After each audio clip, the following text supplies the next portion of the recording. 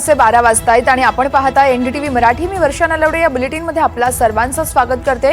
राज्यात अनेक ठिकाणी मुसळधार असा पाऊस पडतोय, राजकीय वातावरण देखील तापलंय, तर तिकडे जरांगे पाटलांची रॅली ही परभणीमध्ये पोहोचली आहे। या संपूर्ण बातम्या सविस्तर मध्ये पाहणारच आहोत, मात्र त्यापूर्वी पाहूयात हेडलाईन्स। मुंबईसह उपनगरात सकाळपासूनच मुसळधार पावसाची हजेरी, अनेक भागात पूरसदृश्य परिस्थिती निर्माण, तर पनवेल शहापूरमध्ये अनेक रस्ते पाण्याखाली। कल्याण कसारा वाहतूक विस्कळीत, आटगाव तानशेत तुरुळावर पाणी साचल्याने वाहतूक ठप्प, लवकरच वाहतूक सुरळीत होणार, रेल्वे प्रशासनाची माहिती। पुण्यात झिकाच्या रुग्णांची संख्या 11 वर, आणखी 3 गर्भवती महिलांना झिका विषाणूची लागण।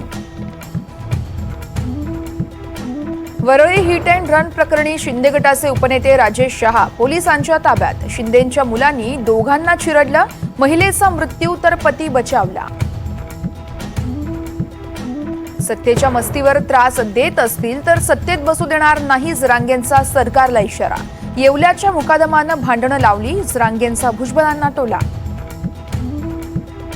विधान परिषद निवडणुकीच्या पार्श्वभूमीवर वर्षा बंगल्यावर काल रात्री महायुतीत खलबत, शिंदे फडणवीस आणि अजित पवार यांच्यात तब्बल 2 तास चर्चा।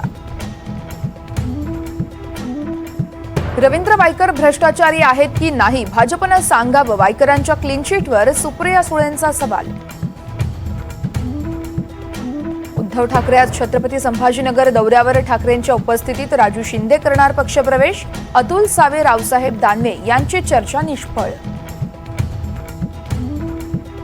चंद्रपूरच्या काँग्रेसच्या नवनिर्वाचित खासदारांचा सत्कार समारंभ, खासदार प्रतिभा धानोरकर यांची मात्र कार्यक्रमाला दांडी, राजकीय वर्तुळात चर्चांना उधाण।